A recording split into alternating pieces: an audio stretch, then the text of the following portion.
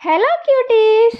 ఈ వీడియోలో మనం సతీ అగ్నిలో దూకి ఎందుకు చనిపోయిందో తెలుసుకుందాం. బ్రహ్మం గారి కుమారుడు ప్రజాపతి, ఆయన కుమార్తె సతీ. ప్రజాపతి విష్ణు భక్తుడు. అతనికి మహాదేవ్ అంటే అసలు ఇష్టం ఉండదు.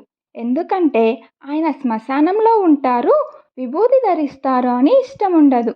కానీ ఆయన కుమార్తె అయిన సతీకి మహాదేవ్ అంటే చాలా ఇష్టం. వాళ్ళ నాన్నకు ఇష్టం లేకున్నా మహాదేవ్ని సతీ పెళ్లి చేసుకుంది. పెళ్ళైన కొన్ని రోజులకు ప్రజాపతి యజ్ఞం నిర్వహిస్తారు. ఈ యజ్ఞంకి దేవతలను, ప్రజలను, బ్రహ్మ, విష్ణు ఇలా అందరినీ ఆహ్వానిస్తారు.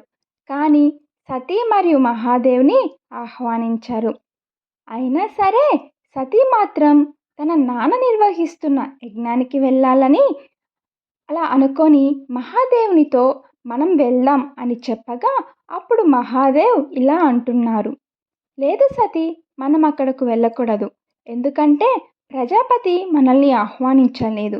ఆహ్వానించని యజ్ఞంకి మనం ఎలా వెళ్తాం అని మహాదేవ్ చెప్పగా సతీ మాత్రం వెళ్ళాలి అని నిశ్చయించుకొని మహాదేవ్తో ఇలా అంటుంది, నాన్నగారు పిలవకపోయినా నేను వెళ్ళాల్సిందే అని చెప్పి యజ్ఞంకు వెళ్తుంది. యజ్ఞం జరుగుతున్న చోటకి వెళ్ళగా ప్రజాపతి సతీతో ఇలా అంటున్నారు, అసలు నువ్వెందుకొచ్చావు? నువ్వు ఎప్పుడైతే మహాదేవుని పెళ్లి చేసుకున్నావో అప్పుడే మా దృష్టిలో నువ్వు చనిపోయావు.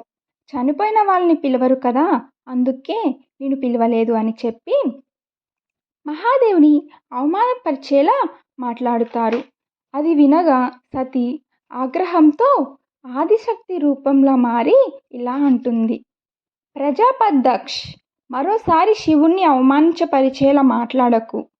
నువ్వు ఇచ్చిన ఈ మానవ దేహం నాకు అవసరం లేదు అని చెప్పి అగ్నిలో దూకేస్తుంది. మహాదేవ్ సతీ మరణం చూసి ఆగ్రహంతో ఎలా రియాక్ట్ అవుతారో మనం నెక్స్ట్ వీడియోలో తెలుసుకుందాం.